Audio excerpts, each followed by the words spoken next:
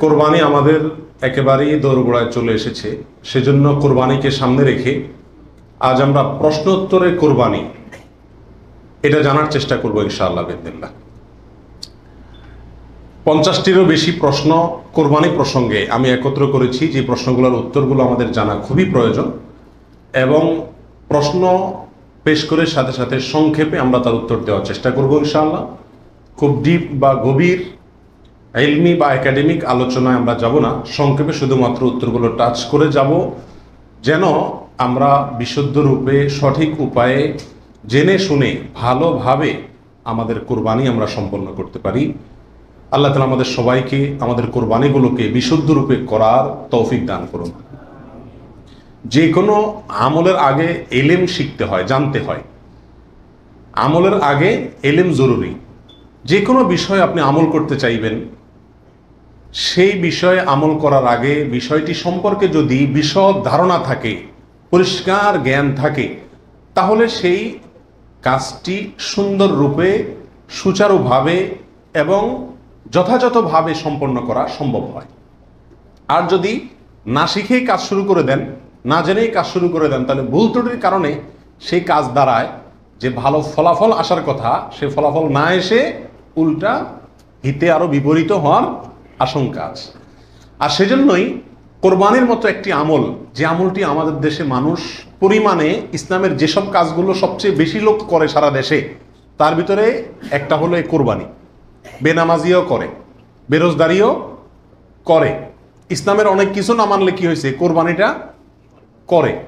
তো যেহেতু দেশের বিরাট একটা অংশ মুসলমানদের তারা কোরবানি করে, অন্য কোনোটা করুক আর না করুক, ঈদের নামাজটা পড়ে, কোরবানিটা করে। তো সেজন্য এই কোরবানিটাও যে করি আমরা, সেটাও বা কতটা বিশুদ্ধ হচ্ছে, এটা বড় প্রশ্নের বিষয়। সেজন্য আমরা জেনে নেব অল্প কথায় এই কোরবানি প্রসঙ্গে যে জিজ্ঞাসাগুলো আছে, যে প্রশ্নগুলো আছে সেগুলো। কারণ প্রশ্নের মাধ্যমে মানুষ কোনো কিছু শিখলে, সেটা সাধারণ আলোচনার মাধ্যমে শিখলে যতটা মনে থাকে তার চাইতে বেশি মনে থাকে। আল্লাহ তাআলা আমাদের সবাইকে উপকারী ইলম সবসময় গ্রহণ করার তৌফিক দান করুন। প্রিয় ভাইয়েরা, কোরবানি প্রসঙ্গে কোরআনে কারীমের একটি আয়াত আমি তেলাওয়াত করেছি।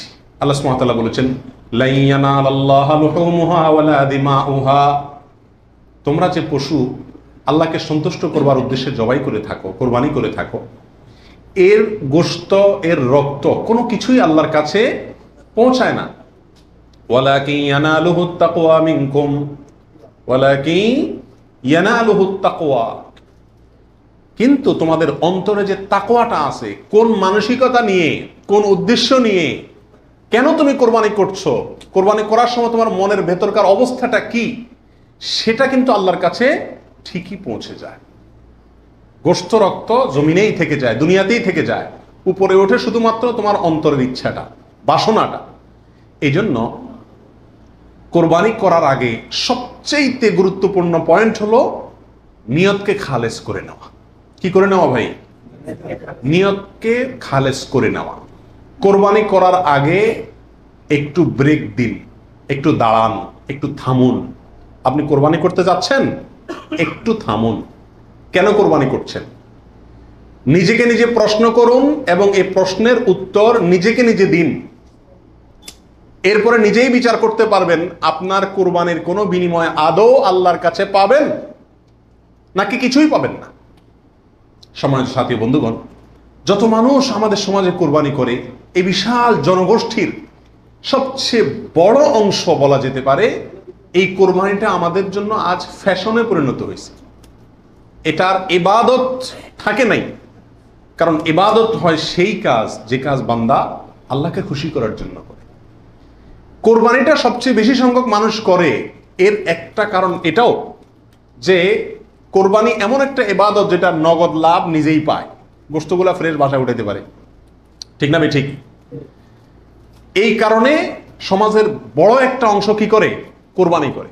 আবার অনেকে কোরবানি করে নিজের নেতাগিরি জাহির করার জন্য। নেতা সাহেব, এমপি সাহেব, মন্ত্রী সাহেব, ব্যবসায়ী সাহেব, অমুক সাহেব, তমুক সাহেব, 10টা গরু, 5টা গরু, সবচেয়ে বড় গরু।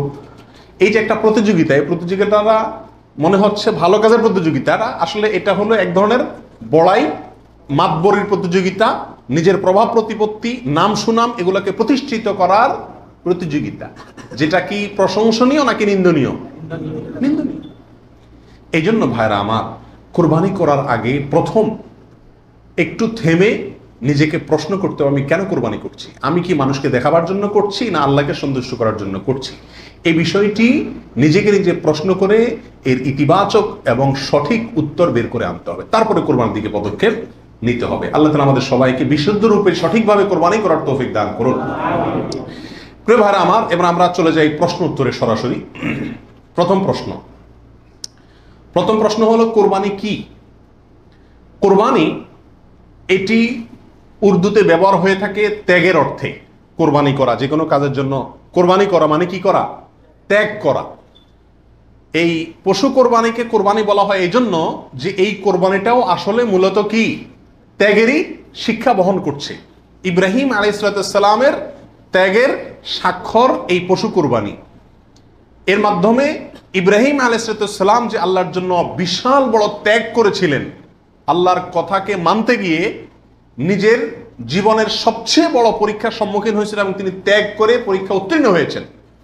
এই কোরবানি যেহেতু তার স্বাক্ষর, সেই জন্য ওই আমাদের সমাজে উর্দুতে সচরাচর যে কোরবানি এই শব্দটি ব্যবহার হয় সেটাই প্রচলিত আছে, অর্থাৎ ত্যাগ করা, কোরবানি।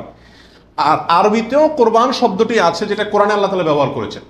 আদম আলাইহিস সালামের দুই ছেলে কাবিল এবং হাবিল, তারা উভয়ে আল্লাহর কাছে আল্লাহর সন্তুষ্টির জন্য তারা সাদাকা পেশ করেছিল, নৈকট্য অর্জন করার জন্য। আল্লাহ বলেছেন ইতাকাররাবা কোরবানান, তারা উভয়ে যখন কোরবান পেশ করছে, যে কোরবান শব্দ কোরআনেও আছে, অর্থাৎ তারা উভয়ে এমন বস্তু পেশ করেছে যার মাধ্যমে আল্লাহর নৈকট্য অর্জন করা যায়। সেই অর্থে কোরবান মানে হলো আল্লাহর কাছে নৈকট্য অর্জন করার মাধ্যম বা উপায়, অর্থাৎ ত্যাগ করা অথবা আল্লাহর কাছে নৈকট্য অর্জন করার মাধ্যম।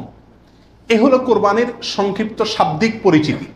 আর ইসলামী শরিয়াতে কোরবানি বলা হয় জিলহজের 10 তারিখে এবং তার পরবর্তী যে দিনগুলোতে কোরবানি করা যায় সেই দিনগুলোর ভেতরে কোনো পশু, অনুমোদিত পশু যেগুলো জবাই করলে সওয়াব হয় দিনগুলোতে, সেগুলোকে আল্লাহকে সন্তুষ্ট করার উদ্দেশ্যে জবাই করার নাম হলো কোরবানি।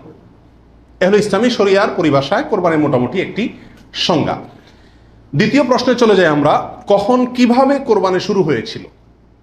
এই কোরবানি শুরু হয়েছিল সর্বপ্রথম ইব্রাহিম আলাইহিস সালামের মাধ্যমে।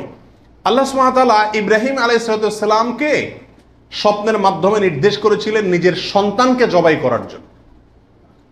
আর সন্তান জবাই করা, এই কঠিন নির্দেশটি আল্লাহ সুবহানাহু ওয়া তাআলা করেছেন ইব্রাহিম আলাইহিস সালামকে। তাকে আল্লাহ তাআলা যত কঠিন পরীক্ষা করেছিলেন, এত কঠিন পরীক্ষা তার আগে আর কোনো নবীর প্রতি আল্লাহর পক্ষ থেকে ছিল না। জীবনের পদে পদে পরীক্ষা। পরিবার সহ রেখে আসো মক্কায়, কেউ নাই সেখানে, কোনো আবাদি নাই, পাহাড়ি এলাকা, ছোট দুধের বাচ্চা সহকারে নিজের স্ত্রীকে রেখে চলে আসো। বাহ্যিকভাবে অযৌক্তিক নির্দেশ আল্লাহ সুবহানাহু ওয়া তাআলা, সেটাও তিনি মেনেছেন এবং পরীক্ষা পাশ করেছেন। আল্লাহ বলেছেন ওয়াইদ ইবতালা ইব্রাহিম রাব্বুহু বিকালিমাতিন ফাআতাম্মাহুন, প্রতিটা পরীক্ষা তিনি কি করেছেন? পাশ করেছেন। তো কোরবানির প্রেক্ষাপট হলো সংক্ষেপে এই, অল্প কথায়, আল্লাহ সুবহানাহু ওয়া তাআলা ইব্রাহিম আলাইহিস সালামকে তার নিজের সন্তানকে আল্লাহ সন্তুষ্টির উদ্দেশ্যে জবাই করার জন্য, কোরবানি করার জন্য নির্দেশ করেছেন। আল্লাহ সুবহানাহু ওয়া তাআলা তার সন্তানের জবাই করতে আসলে চান নাই। আল্লাহ চাইছেন তার মনের পরীক্ষা নিতে, যে আল্লাহর নির্দেশ মানতে গিয়ে তার সর্বোচ্চ ত্যাগটাও তিনি করতে পারেন কিনা। তিনি আলহামদুলিল্লাহ পরীক্ষায় পাশ করেছেন। তিনি রাজি হয়েছেন, গেছেন, ছেলেও পাশ করছে, মায়েও পাশ করছে। ছেলের মাও রাজি, ছেলেও রাজি, বাপও রাজি। তো আল্লাহ সুবহানাহু ওয়া তাআলা গোটা পরিবারেরই পরীক্ষা নিয়েছেন বলা যেতে পারে, এবং সবাই পরীক্ষা কি করছে? পাশ করছে। জবাই করতে গেছেন, আল্লাহ সুবহানাহু ওয়া তাআলা ছেলে তো জবাই হতে দিবেন না, এটা তো ছিল একটা পরীক্ষা মাত্র। আল্লাহ সুবহানাহু ওয়া তাআলা সেখানে অন্য একটা পশু, দুম্বা বা এই জাতীয় কোনো পশু আল্লাহ সুবহানাহু ওয়া তাআলা দিয়ে দিলেন। অন্য একটা পশু ওই ছেলের জায়গায় আল্লাহ তাআলা দিয়ে দিলেন। ছুরি উনি চালালেন, এরপরে দেখলেন যে ছেলে দাঁড়ায় আছে, পশু জবাই হয়েছে। এ হলো কোরবানির সূচনা, প্রথম পশু কোরবানি। আজকে আমরা যে কোরবানি করছি এর সূচনা ছিল এভাবে। কার মাধ্যমে? ইব্রাহিম আলাইহিস সালামের মাধ্যমে। সেই কোরবানি আমাদেরকে কি শিক্ষা দেয় ভাই? সেই কোরবানি আমাদেরকে শিক্ষা দেয় আল্লাহ সুবহানাহু ওয়া তাআলা যখন কোনো কাজের জন্য নির্দেশ করবেন, আল্লাহর গোলাম হিসাবে, আল্লাহর নুন খাই সেই হিসাবে নিঃশ্বাস গ্রহণ করছি, ছাড়ছি, প্রতি মুহূর্তে মুহূর্তে আল্লাহর নিয়ামতের সাগরে হাবুডুবু খাচ্ছি। আল্লাহই সৃষ্টি করেছেন, তার হাতেই জীবন মরণ সবকিছু। অতএব তার কোনো নির্দেশ, তার কোনো নিষেধ থাকলে সেটাকে মানতে গিয়ে পৃথিবীর যেই কোনো ধরনের ত্যাগের প্রয়োজন হয় সেটা করতে হবে। নিজের সন্তানকে জবাই করার মতো কঠিন নির্দেশও পালন করতে ইব্রাহিম আলাইহিস সালাম দ্বিধা করেন নাই। আল্লাহ সুবহানাহু ওয়া তাআলা ঠিকই কি করছেন, তাকে এর মাধ্যমে তিনি পাশ করেছেন এবং আল্লাহ সুবহানাহু ওয়া তাআলা তার মর্যাদা সমুন্নত করেছেন। এ হলো কোরবানির মূল শিক্ষা। আল্লাহর নির্দেশ, সেটা যত কষ্টই হোক মানতে, সেটা মানার জন্য সব ধরনের ত্যাগ করতে প্রস্তুত থাকা, এটা হলো কি ভাই, কোরবানির শিক্ষা। আর ওখান থেকেই কোরবানিটা শুরু হয়েছে। এরপরে আল্লাহ সুবহানাহু ওয়া তাআলা সেটাকে পৃথিবীর মানুষের জন্য ওই স্মৃতিকে, ওই আদর্শকে রেখে দিয়েছেন। এখন আমরা পশু কোরবানি করছি, কিন্তু এটার শুরুতে কিন্তু পশু কোরবানি ছিল না। মূলত এটা শুরুতে ছিল নিজের সকল কামনা, বাসনা, ভালোবাসা সবকিছুকে আল্লাহর নির্দেশের সামনে কি করে দেওয়া, কোরবানি করে দেওয়া। এ হলো এই কোরবানির গোড়ার ইতিহাস। এখন কোরবানির খোলসটা আছে, ভেতরেরটা আর নাই। এখন শুধু পশুই কোরবানি করি আমরা, নিজের ভেতরকার পশুত্ব, আমিত্ব, মনের খাহেশ, প্রবৃত্তি, এটাকে আর কি করি না, জবাই করি না। আল্লাহ তাআলা আমাদের সবাইকে কোরবানির আসল যে ইতিহাস সেটা থেকে শিক্ষা গ্রহণ করে এমনভাবে কোরবানি করার তৌফিক দান করুন, যেই কোরবানি প্রকৃত অর্থেই কোরবানি হয়, যেই কোরবানি আমাদের জান্নাতে যাওয়ার কারণ হয়, মাধ্যম হয়, সেইভাবে কোরবানি করার এবং কোরবানির সেই ইতিহাস থেকে আল্লাহ তাআলা আমাদেরকে শিক্ষা গ্রহণ করার তৌফিক দান করুন। প্রিয় ভাইয়েরা, 3 নম্বর প্রশ্ন হলো, কোরবানি কি জরুরি কোনো বিধান নাকি ঐচ্ছিক? অর্থাৎ কোরবানি কি সবার জন্য করা জরুরি, নাকি কোরবানি সুন্নাত, নফল, মুস্তাহাবি জাতীয় কোনো আমল? তো এই বিষয়ে বলবো যে এই ক্ষেত্রে ওলামা একরামের দুটি প্রসিদ্ধ মত আছে। ওলামা একরামের অনেকেই বলেন যে কোরবানি করা এটা সকলের জন্য জরুরি, যাদের সামর্থ্য আছে। ঈদের দিন, কোরবানি ঈদের দিন অথবা পরবর্তী দিনগুলোতে যেগুলোতে কোরবানি করা যায়, এই সময়ের ভিতরে যার কাছে নেশাব পরিমাণ টাকা আছে তার জন্য কোরবানি করা ওয়াজিব, জরুরি, বাধ্যতামূলক। না করলে গুনাহ হবে। এটা অনেক ওলামা একরামের মত। তাদের দলিল, সংক্ষেপে শুধু দলিলগুলো হালকা হালকা টাচ করে যাই। মুসনাদে আহমদ, ইবনে মাজাহ, মুস্তাদরাকে হাকিম এবং আরো অনেক কিতাবে একটা হাদিস বর্ণিত হয়েছে, যে হাদিসকে মুহাদ্দিসিন ইকরাম সহিহ বলেছেন। আল্লামা আলবানী রাহিমাহুল্লাহ নিজে হাদিসে সহিহ বলেছেন। সেটা হলো এই, নবী সাল্লাল্লাহু আলাইহি ওয়াসাল্লাম বলেছেন, মান ওয়াজাদা সাআতান আন ইউদাহিয়া ওয়া লাম ইউদাহি ফালা ইয়াকরাবান্না মুসাল্লানা। অর্থাৎ যে ব্যক্তি কোরবানি করার সামর্থ্য তার আছে, সক্ষমতা আছে, সচ্ছলতা আছে, সেই ব্যক্তি যদি কোরবানি না করে, সে যেন আমাদের ঈদগাহে ঈদের নামাজ পড়তে না আসে। কোরবানি করার ইচ্ছা না রাখলে সেজন্য ঈদের নামাজ পড়তে না আসে। এটা কিন্তু একটা সতর্কবাণী। শরীয়তে এই ধরনের নির্দেশ সুন্নত নফলের ক্ষেত্রে করা হয় না, ফরজ ওয়াজিবের ক্ষেত্রেই সাধারণত করা হয়। এটা হলো অন্য যুক্তি।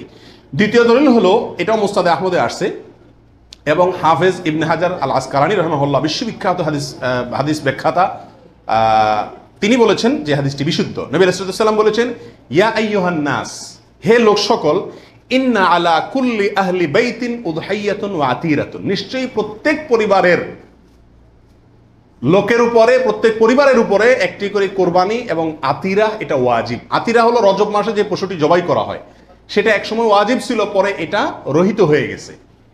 তো এখানে নবী রাসূলুল্লাহ সাল্লাল্লাহু আলাইহি ওয়াসাল্লামের ভাষা হলো ইন্না আলা কুল্লি আহলি বাইতিন, প্রত্যেক পরিবারের উপরে কোরবানি করা জরুরি। জরুরি, আলা এই শব্দটি জরুরি অর্থ বোঝানোর জন্যই আসে। এটিও বিশুদ্ধ হাদিস।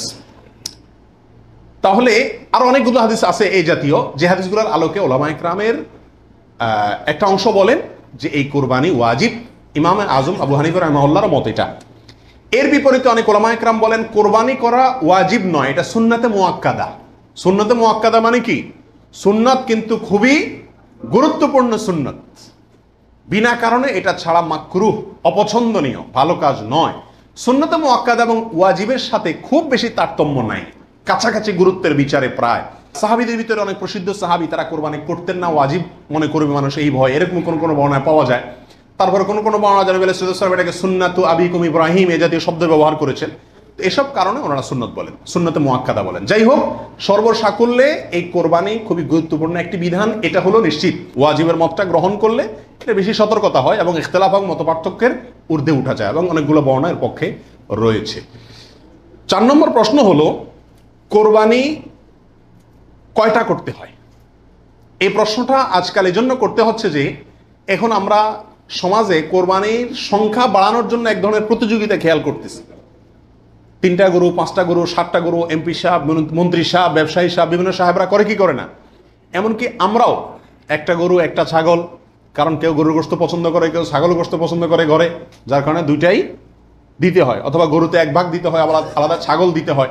এই যে কোরবানির সংখ্যা বাড়ানোর একটা প্রবণতা আছে, আসলে ইসলামী শরিয়া কি বলে? কোরবানির পশু বা কোরবানির সংখ্যা কতগুলো হওয়া জরুরি? তো এর উত্তর হলো যে কোরবানি মূলত একটি কোরবানি যথেষ্ট। একাধিক কোরবানি হওয়া এটা কি না, জরুরি না। নবী আলাইহিস সালাতু ওয়াস সালামের ব্যাপারে সুনানে তিরমিজিতে একটা হাদিস আসছে, যেটা কি ইমাম তিরমিজি হাসান বলেছেন, অন্যান্য উলামা একরাম অনেকে জয়ীফ বলেছেন। কিন্তু জয়ীফ বললেও ওই একই বিষয়ে আরো বিভিন্ন হাদিস আছে। সর্বসাকুল্যে উলামা একরামের বিষয়টা প্রমাণিত। সেটা হলো যে নবী আলাইহিস সালাম 10 বছর মদিনাতে বসবাস করেছেন হিজরতের পরে, এবং এই 10 বছরের প্রতি বছর তিনি কোরবানি করেছেন। প্রতি বছর তিনি কি করেছেন? এবং 2টি হৃষ্টপুষ্ট ভেড়া তিনি কোরবানি করেছেন, 2টি করেছেন। তিনি যদি চাইতেন সংখ্যা অনেক বাড়াইতে পারতেন, উট এবং আরো অনেক বড় বড় পশু দিয়ে কি করতে পারতেন, কোরবানি করতে পারতেন। কিন্তু 2টি ভেড়া কোরবানি করেছেন। তার একটি হলো তার নিজের এবং নিজের পরিবারের পক্ষ থেকে, আরেকটি তার গোটা উম্মতের পক্ষ থেকে, তাওহীদবাদী উম্মতের পক্ষ থেকে। তাহলে বোঝা গেল কোরবানির সংখ্যা বাড়ানোর ভিতরে খুব বেশি কল্যাণ নাই। হ্যাঁ, কেউ যদি কোনো এলাকাতে গরিব মানুষকে খাওয়ানোর উদ্দেশ্যে বেশি কোরবানি করে, নাম ফুটানোর উদ্দেশ্য না থাকে, তাহলে অবশ্যই সেজন্য তিনি আল্লাহর কাছে কি পাবেন, আজর এবং সওয়াব পাবেন। 5 নম্বর প্রশ্ন হলো, কয়দিন পর্যন্ত কোরবানি করা যায়? কোরবানির সময়সীমা কতদিন? এর উত্তর হলো, এক্ষেত্রে ওলামা একরামের 2টি মত আছে। অনেক ওলামা একরামের মতে কোরবানি করা যায় ঈদের দিন, জিলহজের 10 তারিখ, আর 11 এবং 12, এই 3 দিন। এটা ইমাম আবু হানিফা রাহিমাহুল্লাহর মত। এর বিপরীতে অনেক ওলামা একরামের মত হলো কোরবানি এটা 4 দিন পর্যন্ত করা যায়। কোরবানি ঈদের দিন এবং তারপরে আরো 3 দিন, 11, 12, 13। যুক্তি হলো যে আইয়ামে তাশরিক, এক হাদিসে আসছে একেবারে সুস্পষ্টভাবেই যে আইয়ামে তাশরিক এই দিনগুলা সবগুলোই হলো জবাই করার দিন, অর্থাৎ কোরবানি করার দিন। সেহেতু আইয়ামে তাশরিক হলো ঈদের দিন, ঈদের পরে আরো 3 দিন, অর্থাৎ 13 তারিখ, চাঁদের 13 তারিখের সন্ধ্যার আগ পর্যন্ত।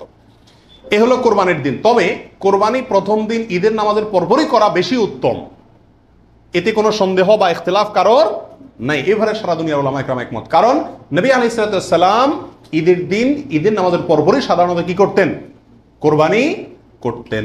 দ্বিতীয় তৃতীয় দিনে তিনি নিতেন না।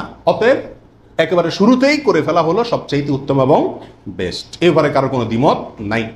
6 নম্বর প্রশ্ন, কোন সময় থেকে কোরবানি করা যাবে?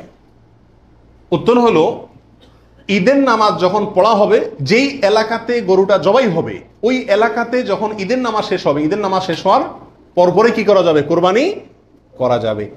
আরেক এলাকাতে ঈদের নামাজ শেষ হয়েছে, সেজন্য আপনার এলাকাতে আপনি কি করবেন না, কোরবানি করবেন না। আপনার এই পশু যারা কোরবানি করবে তারা ঈদের নামাজ পড়ার পরপরে কি করতে পারবেন, কোরবানি করতে পারবেন। এ হলো কোরবানির সময়। এরপরে আসি 7 নম্বর প্রশ্ন, রাতে কি কোরবানি করা যাবে? এই প্রশ্নের উত্তর হলো, রাতে কোরবানি করাকে ওলামা একরাম মাকরুহ বা অপছন্দনীয় বলেছেন। তার কারণ হলো, কোরবানি একটা আল্লাহর গুরুত্বপূর্ণ বিধান। এখানে পশুর রগ নির্দিষ্ট সংখ্যায়, নির্দিষ্ট রগগুলো কাটা যেতে হবে। রাতে করলে অন্ধকারে সেগুলো কম বেশ হয়ে যেতে পারে, এই আশঙ্কায় দিনের বেলায় করা উত্তম এবং রাতের বেলায় মাকরুহ বলেছেন। তবে যদি পর্যাপ্ত আলোর ব্যবস্থা থাকে এবং এরকম কোনো ভুল হওয়ার আশঙ্কা না থাকে, তাহলে রাতেও কোরবানি করা যাবে, অর্থাৎ এই দিনগুলোতে আর কি, যে দিনগুলোতে করা যায়। এরপরে আসি 8 নম্বর প্রশ্ন, কোন কোন পশু দিয়ে কোরবানি করা যাবে? আপনি হাঁস মুরগি দিয়ে কোরবানি দিলে কোরবানি হবে কিনা? তো এর উত্তর হলো, বড় পশুর ভিতরে তিন ধরনের পশু, আর ছোট পশুর ভিতরে তিন ধরনের পশু, এগুলো দিয়ে কি করা যাবে?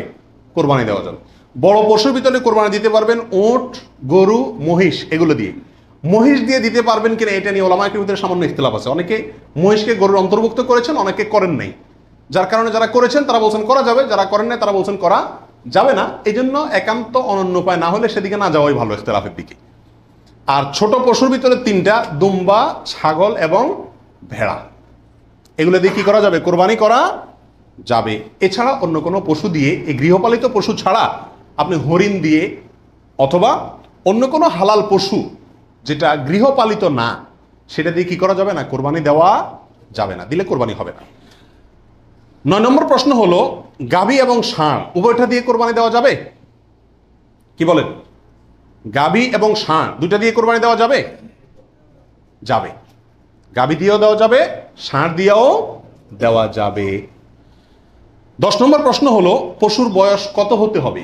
কত বছর বয়স হলে আপনি সেই পশু দিয়ে কি করতে পারবেন? কোরবানি দিতে পারবেন। এর উত্তর হলো, পশু যদি হয় সবচেয়ে বড় পশু অর্থাৎ উট, তাহলে সেক্ষেত্রে সেটার বয়স হতে হবে কমপক্ষে 5 বছর। কত বছর? 5 বছরের নিচে যদি ওটের বয়স থাকে, ওইটা এমনি জবাই করতে খাইতে পারবেন, কিন্তু কোরবানি হিসাবে কি করতে পারবেন না। জবাই করলে ওটা কোরবানি আদায় হবে না। গরু যদি হয় তাহলে সেক্ষেত্রে তার বয়স হইতে হবে কমপক্ষে 2 বছর। আর ছাগল, দুম্বা, ভেড়া এগুলো যদি হয় তাহলে তার বয়স হইতে হবে কমপক্ষে 1 বছর। তাহলে ছোট পশুগুলা 1 বছর, গরু 2 বছর, ওট 5 বছর। ছোট পশুর মধ্যে আবার দুম্বা, ভেড়া এগুলো যদি 6 মাসের বয়স, 7 মাস, 8 মাসের বয়সেরটা দেখতে 1 বছরটার মতো বড় দেখা যায় তাহলে চলবে, কিন্তু ছাগলের ক্ষেত্রে পরিপূর্ণ কি হইতে হবে? 1 বছর হওয়া লাগবে। 11 নম্বর প্রশ্ন হলো, দাঁত দেখে বয়স নির্ধারণ করে আমাদের দেশে, এটা কি ঠিক নাকি বেঠিক? কি বলেন আপনারা? এটা ঠিক। কারণ হলো, পশু বিশেষজ্ঞ যারা আছেন, পশু সম্পর্কে যারা ভালো বুঝেন, পশু লালন পালনে যারা দক্ষ, অভিজ্ঞ, তারা পশুর গালের ভেতরকার বিশেষ ধরনের দাঁত যখন একটা বের হয় তখন বুঝেন এটা 1 বছর হয়েছে, 2টা বের হলে বুঝেন 2 বছর হয়েছে, এবং এটা অভিজ্ঞতা দ্বারা মোটামুটি প্রমাণিত, প্রতিষ্ঠিত। যার কারণে ওইটার উপরে নির্ভর করে বছর নির্ধারণ করা, নির্ণয় করা কি আছে? সঠিক। তবে কোনো পশু যদি নিশ্চিতভাবে জানা যায় তার বয়স 1 বছর, 2 বছর বা যেই পরিমাণ বয়স হওয়া দরকার সেই পরিমাণ বয়স হয়েছে কিন্তু দাঁত উঠে নাই, তবুও সেটা দিয়ে কি দেওয়া যাবে? কোরবানি দেওয়া যাবে। দাঁতটা মেইন না, মেইন হলো বয়সটা ওই পরিমাণ হয়েছে কি না। ওই বয়সে হওয়ার পরও কি থাকতে পারে? দাঁত নাও থাকতে পারে। এরপরে আসি 12 নম্বর প্রশ্ন, ত্রুটিযুক্ত পশু দিয়া কোরবানি দিলে কি কোরবানি হবে? ত্রুটিযুক্ত পশু, একটা পশুর ভিতরে কোনো দোষ আছে, ত্রুটি আছে, সমস্যা আছে, রোগবালাই আছে, ওইটা এমনি জবাই করে খাইতে পারবেন, কিন্তু কোরবানি দিলে কোরবানি হবে কি না? এর উত্তর হলো, কিছু কিছু ত্রুটি আছে যেই ত্রুটিগুলো থাকলে পশু কোরবানি করলে ওই কোরবানি যথেষ্ট হবে না। আর কিছু কিছু ত্রুটি আছে যেগুলো থাকলেও কি দেওয়া যাবে? ওই ত্রুটি সহকারে কোরবানি দিলে কোরবানি হয়ে যাবে। কোন ত্রুটিতে আপনার কোরবানি দিলে কোরবানি হবে না? একটা হলো ল্যাংড়া হওয়া, এমন ল্যাংড়া যে ল্যাংড়ার কারণে সে পশুর পালের সাথে চললে পিছায় যায়, তাদের সাথে তাল মিলায় ধরে রাখতে পারে না, অথবা জবাই করার জায়গা পর্যন্ত হেঁটে যাওয়ার ক্ষমতা নাই, তাকে ঠেলা নিয়ে যেতে হয়, ছেঁচড়ায় নিয়ে যেতে হয়, শক্তি নেই পায়ে, 1 পা হোক 2 পা হোক, এরকম ল্যাংড়া খোঁড়া যদি হয় তাহলে ওইটা দিয়ে কোরবানি দিলে কি হবে না? যথেষ্ট হবে না, হাদিসে সুস্পষ্টভাবে নিষেধ করা আছে। আরেকটা হলো যে এই পরিমাণ রুগ্ন, অসুস্থ, রোগা, যে রোগার কারণে সে চলাফেরা করতে পারে না, বা ওই যে হাঁটার শক্তি নেই, প্রচন্ড রোগা, দুর্বল, সেটা দিয়ে কোরবানি দিলেও কি হবে না? কোরবানি হবে না। আরেকটা হলো যে অন্ধ, এমন অন্ধ হয়, চোখ কানা অথবা চোখ অন্ধ, অথবা চোখে এমন সমস্যা আছে যে সমস্যার কারণে সে দেখে না, স্বাভাবিকভাবে ঘাস টাস রাখলেও সে বুঝে না কোনটা কি, অথবা ওই জায়গা পর্যন্ত দেখে একা একা যেতে পারে না, উষ্ঠা খায়, তার মানে চোখে বড় সমস্যা আছে, এরকম থাকলে এটা দিয়ে কি হবে না? কোরবানি হবে না। একটা শিং অথবা 2টা শিং গোড়া থেকে উঠে গেছে, একেবারে গোড়া সহ উঠে গেছে, এরকম যদি হয় ওইটা দিয়ে কোরবানি দিলেও কোরবানি হবে না। তবে যদি সামান্য হয়, সামান্য কান কাটা, সামান্য শিং ভাঙা, সামান্য একটু পায়ে সমস্যা, সামান্য একটু অসুখ বিসুখ আছে, এরকম যদি হয় সেগুলো দিয়ে কোরবানি দিলে কি হবে? কোরবানি হয়ে যাবে। অর্থাৎ ত্রুটি যদি ছোট হয় সমস্যা নাই, বড় ত্রুটি যদি হয় তার কারণে কি হবে না? ওই পশু দিয়ে কোরবানি দিলে কোরবানি যথেষ্ট হবে না। 13 নম্বর প্রশ্ন হলো, কেনার পর যদি ত্রুটি দেখা যায় তাহলে কি করবে? আপনি ভালো পশু কিনে নিয়ে আসলেন, কোরবানি করবেন, রেখে দিচ্ছেন, খাওয়াচ্ছেন, হঠাৎ করে দেখা গেল চোখের সমস্যা, যে কোনো কারণে পা ভেঙে গেছে, বড় ধরনের সমস্যা হচ্ছে, তখন কি করবেন? উত্তর হলো, যদি আপনি গরিব মানুষ হন তাহলে সেক্ষেত্রে যেটা আছে ওইটাই জবাই করবেন। আর যদি আপনার সামর্থ্য থাকে তাহলে সেক্ষেত্রে আপনার ওইটার বদলে আরেকটা পশু কিনে সেটাকে কি করবেন?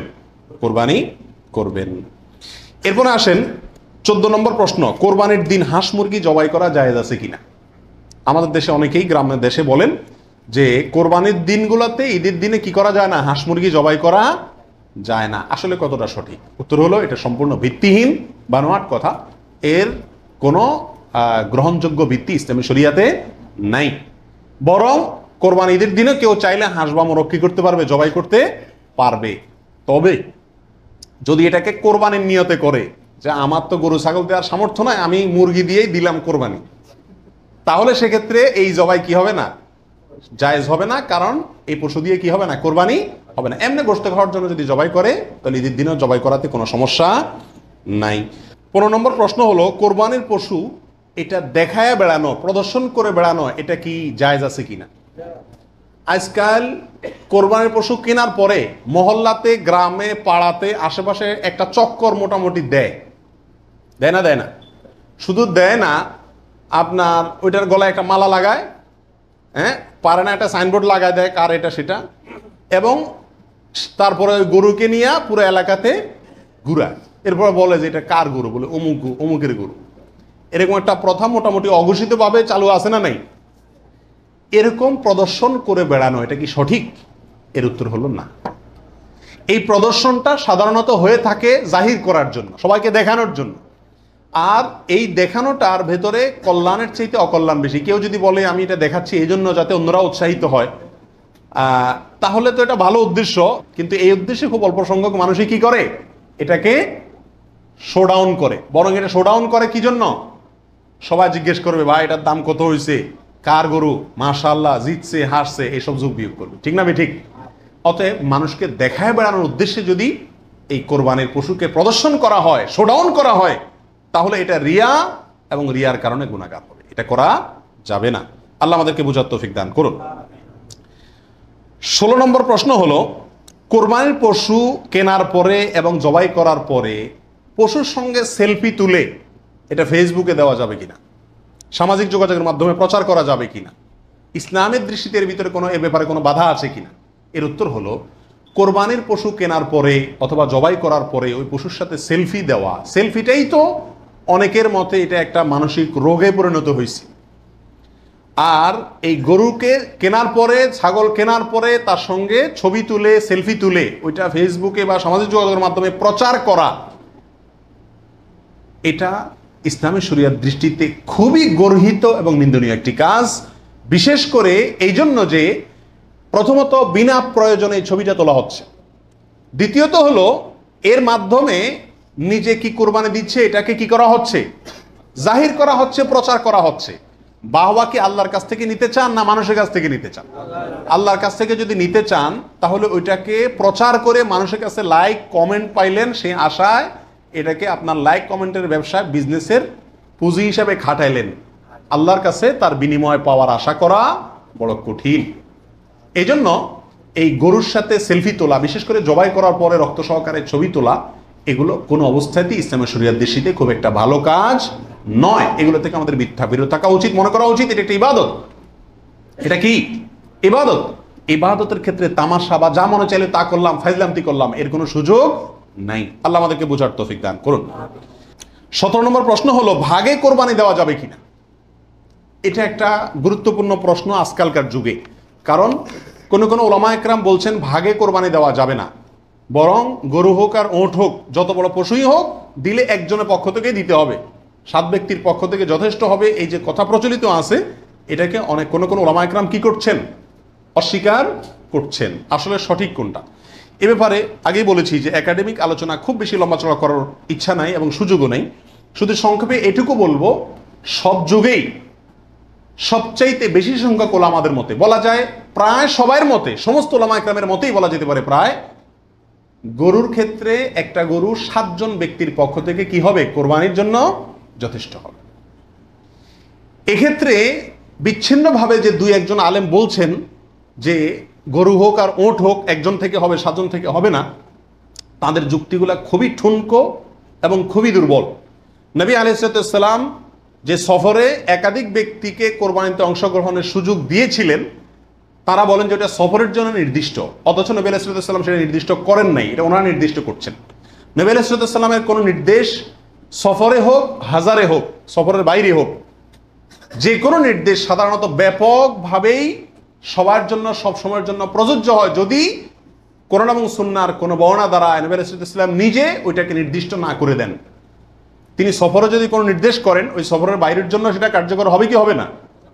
যদি কেউ সফরের জন্য নির্দিষ্ট করতে চায় তাহলে তার জন্য পৃথক দলিলের প্রয়োজন। বিধায় এটাই হলো বেশিরভাগ ওলামা একরামের মত। বিচ্ছিন্নভাবে কোনো আলেমের মত থাকতে পারে, কিন্তু সে 1-2 জন আলেমের কথা না শুনে সংখ্যাগরিষ্ঠ ওলামা একরামের মতের উপর আমল করবেন। গরুর ক্ষেত্রে 7 জনের পক্ষ থেকে যথেষ্ট হবে।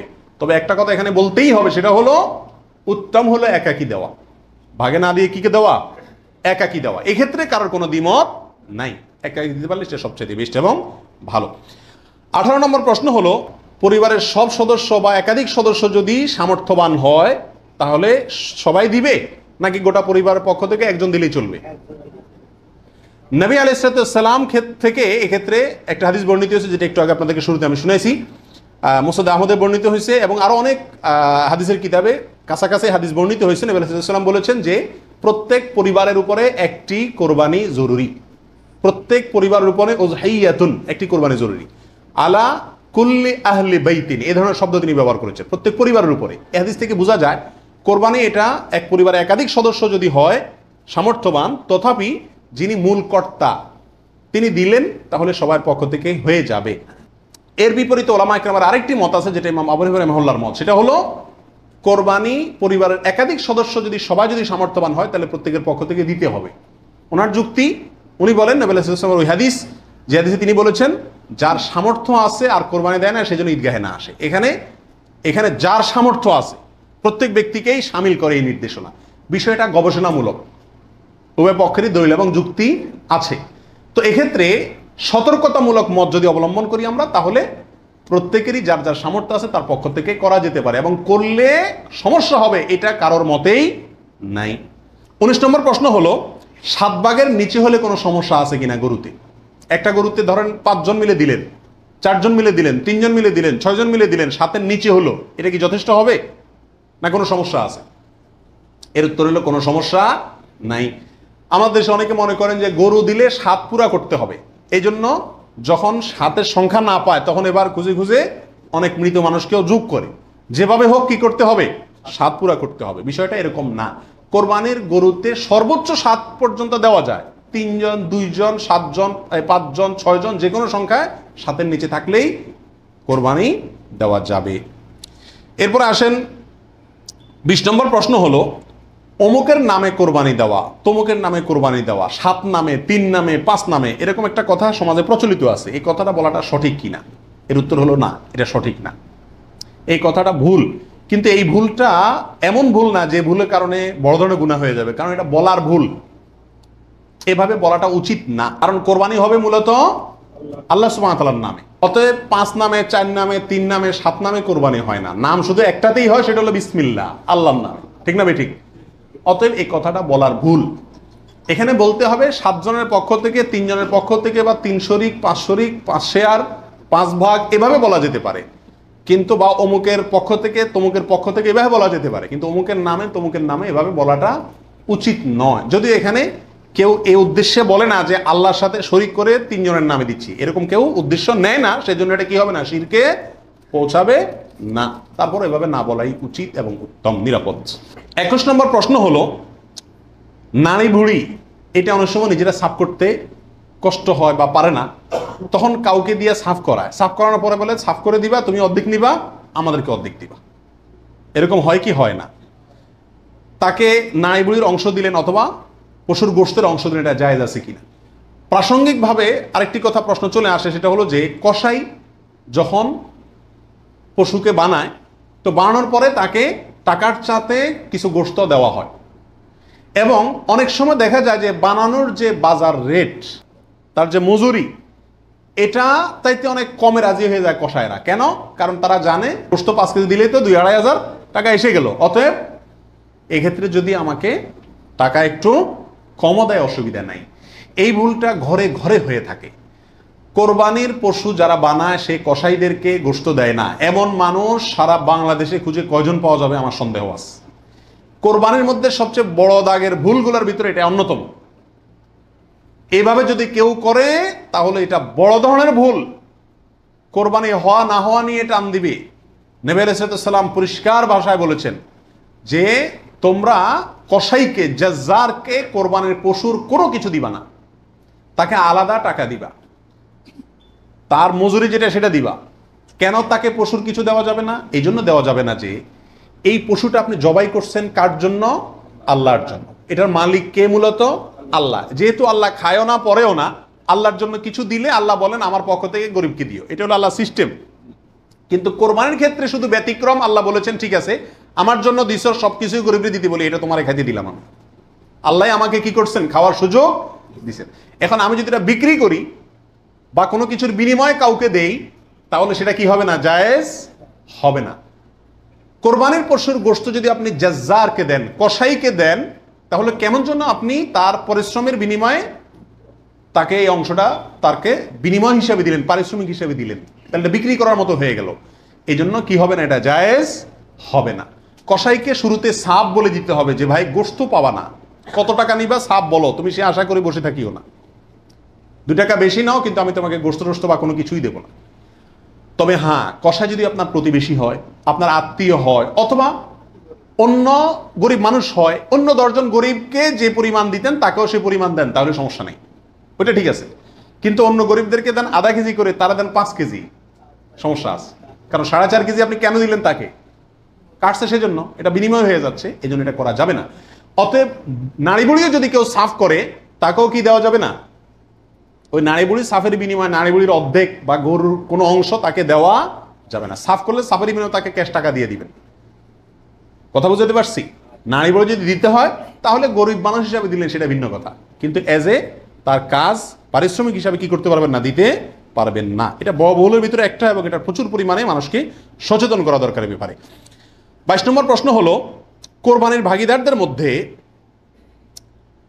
কারো ইনকাম হারাম অথবা উদ্দেশ্য অসৎ, গোশত খাওয়ার উদ্দেশ্য আছে না নেই?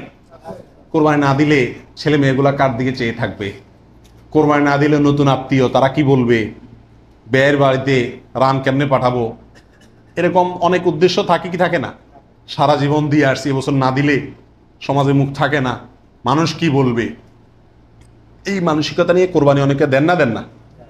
এরকম যদি কেউ আপনার ভাগিদারদের মধ্যে, অংশীদারদের মধ্যে থাকে, অথবা কেউ যদি কোরবানি করে তার ইনকাম হারাম, আর সে হারাম ইনকাম থেকেই দেয়, অনেকের হারামও আছে হালালও আছে, সুদও খায় ঘুষও খায়, আবার বেতনও আছে হালাল, তাহলে সেটা ভিন্ন। একজনে কোরবানির পশুতে হারাম ইনকাম ইনভেস্ট করছে আপনি জানেন, অথবা তার উদ্দেশ্য অসৎ, তাহলে এই পশুতে আপনি এবং আরো যে কয়জন অংশগ্রহণ করবে কারোর কোরবানি হবে না। এই জন্য অংশীদার এবং কোরবানির ভাগই নেওয়ার ক্ষেত্রে বহু হিসাব নিকাশ করে নিতে হবে। যে ব্যক্তি গোশতের ধান্দায় বা অন্য কোনো ধান্দায় করে তাকে ভাগিদার নেওয়া যাবে না। কথা বুঝে আসছে? নিতে হবে যে শুধুমাত্র আল্লাহ সন্তুষ্ট করার জন্য, আল্লাহর সন্তুষ্টির জন্য যে কোরবানি করে তাকে, এবং সরাসরি হারাম টাকা ইনভেস্ট না করে ওই ব্যক্তিকে, যার ইনকাম হালাল, এরকম ব্যক্তিকে ভাগিদার হিসেবে নিতে হবে। আর না হলে ভাগি দেওয়ার দরকার নাই, একা একাই দিতে হবে। আল্লাহ তৌফিক দান করুন। 23 নম্বর হলো, রাসূল করিম সাল্লাল্লাহু আলাইহি সাল্লামের পক্ষ থেকে কোরবানি দেওয়া যাবে কিনা। আমাদের দেশে প্রচুর পরিমাণে মানুষ রাসূল করিম সাল্লাল্লাহু আলাইহি সাল্লামের পক্ষ থেকে কি দেয়? কোরবানি দিয়ে থাকে। এর উত্তর হলো, রাসূল আকরাম সাল্লাল্লাহু আলাইহি সাল্লামের নামে উম্মত হিসাবে আপনি তার পক্ষ থেকে কোরবানি দিতে পারবেন। নবী আলাইহিস সালাম নিজেও কোরবানি দিয়েছেন তার উম্মতদের পক্ষ থেকে। তবে মৃত ব্যক্তির নামে কোরবানি দেওয়ার ক্ষেত্রে জীবিত ব্যক্তির সাথে মিশিয়ে দেওয়া, মিক্স করে দেওয়া, জীবিত ব্যক্তির সাথে অধীনস্থ করে মৃত ব্যক্তির নাম যোগ করা বা তার পক্ষ থেকে দেওয়া, এটা হলো সবচেয়ে ঝামেলা মুক্ত এবং মতপার্থক্যের ঊর্ধ্বে উঠা। কথা বুঝতে পারছি? শুধুমাত্র মৃত ব্যক্তির নামে স্বতন্ত্র কোরবানি না দিয়ে জীবিত ব্যক্তির নিজের নামের সঙ্গে মৃত ব্যক্তিকে যুক্ত করে দিলেন। এই মতটাই হলো সবচাইতে সতর্কতামূলক মত এক্ষেত্রে মৃত মানুষের পক্ষ থেকে কোরবানি দেওয়ার ক্ষেত্রে। 24 নম্বর প্রশ্ন হলো, মা বাবা, স্ত্রী, বড় ভাই এদের কাউকে খুশি করার জন্য কারোর পক্ষ থেকে, সমাজে বলে কারোর নামে, কোরবানি দেওয়া যাবে কি যাবে না? উত্তর হলো না। এটা রিয়া, লৌকিকতা, মানুষ দেখানো, এটা শিরকে আসগর। আমাদের সমাজে একটা সমস্যা দেখা দেয় কোরবানির সিজন আসলে। কথার কথা, একটা পরিবারে আপনি একটা গরুতে একটা অংশ কোরবানি দিবেন অথবা ছাগল কোরবানি দিবেন, সেক্ষেত্রে মা চায় যে আমার নামে দেখ, মানে আমার পক্ষ থেকে দেখ, বাপে চায় যে আমার পক্ষ থেকে দেখ। এখন ছেলে চিন্তা করে কারে খুশি করব। অনেক সময় স্ত্রী স্বামী দুজনের ভিতরে চায় যে আমার নামে দেখ, বড় ভাইয়ের নামে না দিলে বড় ভাই মুখ কালো হয়, এই জন্য কার নামে দিবে এটা নিয়ে এক ধরনের হেজিটেশনে মানুষ ভুগে। এক্ষেত্রে অনেক সময় অংশ বাড়ায় দেয় শুধু মাকে খুশি করার জন্য, যে ওনার নামেও কি করলাম, একটা দিলাম। এটা এক ধরনের রিয়া বা লৌকিকতা। যদিও যদি সওয়াবের উদ্দেশ্যে থাকে যে উনি ভালো কাজ করতে চান, সেই হিসাবে ওনাকে আমি ভালো কাজে সহায়তা করলাম, তাহলে ভিন্ন কথা। কিন্তু সাধারণত এই চিন্তাটা খুব কমই থাকে। এই জন্য কাউকে খুশি করার টার্গেটটা কোরবানিতে থাকা উচিত না। আর মা বাবা বা অন্যদেরও মনে রাখা উচিত, যার সামর্থ্য আছে সে দিবে, যে মূল কর্তা সে দিবে। এক্ষেত্রে আমার নামে দিল না, অমুকের নামে দিল না, অমুকের পক্ষ থেকে দিল না, এই জন্য মন খারাপ করা তাদেরও উচিত না, এটা বোকামি। 25 নম্বর প্রশ্ন হলো, কয়েকজন মিলে এক ভাগ কোরবানি দিতে পারবে কিনা? 2 জন 3 জন 4 জন 5 জন মিলে এক ভাগ কোরবানি দিতে পারবে কিনা? প্রবাসে দেখা যায় একটা রুমে 3 জন 4 জন আছে, তো কোরবানিদের দিন 4 জন মিলে যায় কি করে, একটা ছাগল কিনে নিয়ে আসে, আয়না জবাই করে। তো 4 জন মিলে যদি একটা ছাগল দেয়, অথবা একটা অংশ গরুতে হোক অথবা ছাগলে হোক, কোরবানিতে যদি একাধিক ব্যক্তি যদি এক অংশ দেয়, কোরবানি হবে? হবে না। একটা অংশ একজন দিবে, সেখানে কয়েকজন যদি সেখানে অর্থায়ন করে, কয়েকজন ভাগ বসায়, আর এক অংশ কয়েকজন মিলে দেয়, তাহলে কি হবে না? কোরবানি হবে না, ওটা গোশত খাওয়া হবে। প্রবাসে যারা, যেসব ভাইয়েরা, লক্ষ লক্ষ ভাইয়েরা প্রবাসী আছেন, দেখা যায় যে 5 জন 6 জন 7 জন একটা রুমে আছেন, তো তারা সবাই মিলে একটা ছাগল কিনে এনে গোশত খান, কোরবানি তাদের উদ্দেশ্য থাকে না। আমি তাদেরকে অনুরোধ করব যে আপনারা কেন একটা পদ্ধতি অবলম্বন করেন না, যাতে আপনাদের কোরবানির সওয়াব হবে, গোশতও খাওয়া হবে। সেটা হলো এই, আপনাদের 6 জনের মধ্যে সবাই টাকাটা একজনকে মালিক বানায় দেন, যে ভাই আপনি সিনিয়র মানুষ বা আপনি বড় ভাই, আপনাকে আমরা সবাই মিলে 100 করে 500 রিয়াল দিলাম, আপনি এই টাকা দিয়ে একটা ছাগল আয়না কোরবানি করেন। উনি ওনার জন্যই কোরবানি করলো, আপনারা সবাই টাকাটা দিলেন, তাহলে আপনারা যে সহায়তা করলেন সব পেলেন কি পেলেন না? আর ওনার কোরবানিটাও হয়ে গেল, গোশতও খাওয়া হয়ে গেল, একসাথে সবগুলা পাখি এক ডিলে মারা গেল। আর যদি সবাই ঈদের দিনই জবাই করবেন ছাগল, তাহলে কোরবানি কেন করবেন না? একটু চালাক হলেই কোরবানির সওয়াবটাও হয়ে যাচ্ছে, গোশত খাওয়াটাও হয়ে যাচ্ছে। প্রবাসী ভাইদের ভিতরে এই সমস্যাটা প্রচুর পরিমাণ দেখা যায়, যে 5-6 জন মিলে ছাগল কিনে কোরবানির নিয়ত কেউই করে না, অথবা সবাই মিলে কোরবানির নিয়ত করে, যার দুইটাই কি ভুল। 26 নম্বর প্রশ্ন হলো, কোরবানির টাকা অন্য কেউ যদি দিয়ে দেয়, তাহলে কোরবানি হবে কিনা? আমি গরিব মানুষ, আমি কোরবানি করতে চাচ্ছি, অথবা সামর্থ্যবান, আমাকে একজনে টাকা দিয়ে দিল যে আপনাকে একটা ছাগল দিয়ে দিলাম, অথবা আপনার ছাগলের টাকা দিয়ে দিল যে আপনি কোরবানি দিয়েন। আমার পক্ষ থেকেই কোরবানি দেওয়ার জন্য কেউ আমাকে টাকা দিয়ে সহায়তা করলো, হেল্প করলো, এতে আমার কোরবানি দিলে কোরবানি হবে কি হবে না? কি বলেন আপনারা? হবে। যদি কেউ টাকা দিয়ে আপনাকে কোরবানির জন্য সহায়তা করে, ছাগল কিনে দিল, গরু কিনে দিল, কোরবানির অংশের টাকা দিয়ে দিল, আপনার পক্ষ থেকে কোরবানি দেওয়ার জন্যই আপনাকে টাকা দিছি, তার টাকা দিয়ে আপনি নিজে কোরবানি দিলেন নিজের পক্ষ থেকে, এটাতে কোনো অসুবিধা নাই। যে কোনো অর্থনৈতিক ইবাদতে অর্থটা যদি দ্বিতীয় পক্ষ দিয়ে দেয়, অন্য কেউ দিয়ে দেয়, এবং তার টাকা দিয়ে আপনি ইবাদতটা করেন, তাহলে জায়েজ আছে। যেমন আপনি হজ করবেন, আপনি ওমরা করবেন, আপনাকে হজের টাকাটা আমি দিয়ে দিলাম, আপনি হজ করবেন, আমি দিয়ে দিলাম, আমি এটা আমার পক্ষ থেকে করার জন্য দেই না, আপনার হজ আপনি করেন, আমি টাকা দিয়ে দিলাম, হেল্প করলাম আপনাকে, অথবা কিছু হেল্প করলাম, এটাতে কোনো অসুবিধা নাই। ওমরার ক্ষেত্রেও নাই, ঠিক কোরবানির ক্ষেত্রেও অন্য কেউ টাকা দিলেও আপনার পক্ষ থেকে কোরবানি করার জন্য যদি অর্থায়ন করে বা সহায়তা করে বা টাকা দেয়, সেই টাকা দিয়ে আপনি কোরবানি দিলে কি হবে? আপনার কোরবানি হয়ে যাবে। 27 নম্বর প্রশ্ন হলো, লোন করে কোরবানি করা যাবে কিনা? হাওলাত করে, ঋণ করে কোরবানি করা যাবে কিনা? এর উত্তর হলো যাবে। যদি সেই ঋণের টাকাটা দেওয়ার মতো ব্যবস্থা বা ইচ্ছা সদিচ্ছা থাকে, তাহলে ঋণ করেও কি দেওয়া যাবে? ঋণ করে ভালো কাজ করা যায়।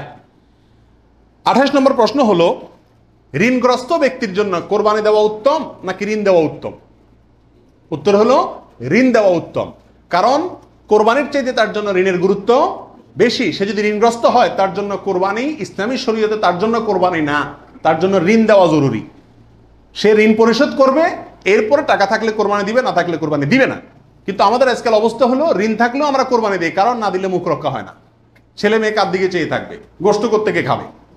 অতএব এগুলা কোরবানি না, এগুলা নিছক গোশত খাওয়া এবং ফুর্তি। 29 নম্বর প্রশ্ন হলো, হাজী সাহেবদের জন্য দেশে কোরবানি করা জরুরি কিনা?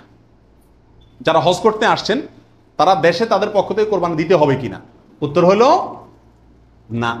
হাজী সাহেবরা যারা আসছেন তারা হজ করতে এসে হজের পরে তারা দমে শকর দিচ্ছেন, শুকরিয়া স্বরূপ যে দম দিচ্ছেন, যেটাকে আমরা কোরবানি বলি, এখানে দিচ্ছেন, তাদের জন্য দেশে তাদের পক্ষ থেকে আর কোরবানি দেওয়া কিনা জরুরি না। তাছাড়া তারা মুসাফির অবস্থায় মুসাফির ব্যক্তির জন্য কি দিতে হয় না? কোরবানি দিতে হয় না। 30 নম্বর প্রশ্ন হলো, বিয়ের অলিমার গোশত সংগ্রহের জন্য কোরবানি করা জায়েজ আছে কিনা? আমাদের দেশে উল্লেখযোগ্য সংখ্যক বিয়ে হয়ে থাকে কোরবানিদের পরে। আপনারা খেয়াল করবেন, আগদ হয়তো আগে পরে হয়, খাওয়ান দাওয়ানের অনুষ্ঠান হয় কোরবানিদের পরে। আল্লাহ মাফ করুক, কোরবানির সময় তো গরু একটা এমনি জবাই করা লাগে, তো ওই সময় যদি অলিমার অনুষ্ঠানটা বা বৌভাতের অনুষ্ঠানটা করা যায়, তাহলে তো ওই গোশত দিয়েই সারা যায়, গোশতের টাকাটা বেঁচে যায়। যদি কারোর এরকম উদ্দেশ্য থাকে, তাহলে সেক্ষেত্রে তার কোরবানি হবে না। আর যদি কেউ মনে করে যে না, ঈদের পরে সবাইকে পাইতে সুবিধা হয়, সেজন্য ওই টাইমটাতে করতেছি, অথবা আপনার কোরবানি করলাম, অলিমার জন্য আলাদা গরু জবাই করলাম, অথবা আপনার কোরবানির গোশত অলিমার জন্য করি না, আমি অলিমা করলেও একটা গরু দেই, অন্য বছর না থাকলেও একটা গরু আল্লাহর জন্য দেই, এরকম যদি কেউ থাকে তাহলে তার জন্য জায়েজ আছে। আর তা না হলে এই কোরবানির গোশত দিয়ে অলিমা সারা, অনুষ্ঠান সারা, এটা যদি ওই উদ্দেশ্যে করে, তাহলে সেক্ষেত্রে এটা কোরবানি হবে না, বরং এটা এক ধরনের তামাশা হবে কোরবানির নামে। 32 নম্বর প্রশ্ন হলো, কোরবানির সুন্নাহ পদ্ধতি কি? কোন দিকে ফিরে জবাই করতে হবে? এর উত্তর হলো, কোরবানির সুন্নাহ সম্মত পদ্ধতি হলো, পশুকে মাথা দক্ষিণ দিকে দিয়ে পাও কেবলামুখী করে তারপরে বিসমিল্লাহি আল্লাহু আকবার বলে কি করতে হবে? জবাই করতে হবে। জবাই করার ক্ষেত্রে সাধারণত পশুর কানকে গলার দিকে টেনে ধরলে যে জায়গায় এসে কান থামে, ওই জায়গা বরাবর যদি ছুরি চালানো হয়, তাহলে খুব দ্রুত পশুর জবাই হয়ে যায়, কষ্ট কম হয়, হাঁডি টাডির উপরে যায় না সাধারণত। বাকি এই জায়গাটা ধরে যেখানে হাড্ডি নেয় সেখানে ছুরি চালানো এবং পশ্চিম দিকে ফিরিয়ে দক্ষিণমুখী করে করা। যদি কেউ অন্য কোনো দিকে ফিরে করে ফেলে, তাহলেও তার কোরবানি হয়ে যাবে, কিন্তু এটা সুন্নাহর খেলাফ হলো। রাসূল আকরাম সাল্লাল্লাহু আলাইহি সাল্লাম থেকে এভাবে কোরবানি করাটাই প্রমাণিত আছে। 32 নম্বর প্রশ্ন হলো, কোরবানির ভাগিদারদের নাম জপা কোরবানির পরে এটা জরুরি কিনা? আপনারা দেখবেন, ভাগিদারে কোরবানি যদি দেয়, তাহলে লিস্ট লিখতে লিখতে অবস্থা খারাপ হয়ে যায়, এবং যিনি কোরবানির পশু জবাই করেন ওই হুজুর নাম নিতে নিতে অবস্থা খারাপ। আল্লাহর নামে এতবার নেয় কিনা সন্দেহ, এতবার ওই ভাগিদারদের নাম নেয়, কারণ ভালো করে নাম নিলে টাকা পাওয়াও, কোরবানি জবাইয়ের টাকা পাওয়াও কঠিন হয়ে যাবে। তো এটা জরুরি কিনা? উত্তর হলো, এটা মুস্তাহাব। কোরবানি করার পরে আল্লাহুম্মা তাকাব্বালহু মিন ফুলান ফুলান ফুলান, আল্লাহ এটাকে অমুকের পক্ষ থেকে নাম ধরে তাদের পক্ষ থেকে কবুল করুন, এরকম বলাটা মুস্তাহাব, উত্তম। রাসূল আকরাম সাল্লাল্লাহু আলাইহি ওয়াসাল্লাম নিজেও বলেছেন, আল্লাহ এটা আমার পক্ষ থেকে কবুল করেন, এটা আমার উম্মতের পক্ষ থেকে কবুল করেন, আমার পরিবার, এটা আমার উম্মতের পক্ষ থেকে। তাহলে এভাবে সবাইয়ের পক্ষ থেকে কোরবানি, যে কয়জন দিচ্ছে তাদের পক্ষ থেকে কোরবানি হচ্ছে, এই কথাটা, এবং তাদের পক্ষ থেকে আল্লাহ কবুল করেন, এটা বলাটা উত্তম, মুস্তাহাব। কিন্তু কিনা কোনো কারণে যদি এটা কেউ বলতে ভুলেও যায়, নিয়ত যেহেতু আছে আল্লাহ জানেন, অতএব কি হয়ে যাবে? কোরবানি হয়ে যাবে। 33 নম্বর প্রশ্ন হলো, শ্বশুর বাড়ি থেকে কোরবানির পশু হাদিয়া নেওয়া জায়েজ আছে কিনা? জোরে সোরে এই কালচারটা ইদানিং ছড়াইতেছে, মানুষের টাকা পয়সাও হয়েছে, তো এই জন্য ওই মেয়ের বাপের বাড়ির পক্ষ থেকে ছেলের বাপের বাড়িতে গরু পাঠায়, ছাগল পাঠায়। আগে পাঠাইতো রান, কল্লা, গোশত। এখন গোশত, কল্লা আর রানে জামাইরাও খুশি না, আর বাপ মাও দিয়া সন্তুষ্ট না, এই জন্য পাঠায় ডাইরেক্ট গরু বা ছাগল। এটা জায়েজ আছে কিনা? উত্তর হলো, যদি হাদিয়া হিসাবে দেয়, তাদেরও সামর্থ্য আছে, অভাব নাই, আর এটা লোকচক্ষু ভয়ে অথবা সমাজের মানুষের বলার ভয়ে বা অন্য কোনো কারণে না দেয়, এমনি আসলে হাদিয়া দিছে, তাহলে তো হাদিয়া নেওয়া তো জায়েজ আছে, বরং সুন্নাত।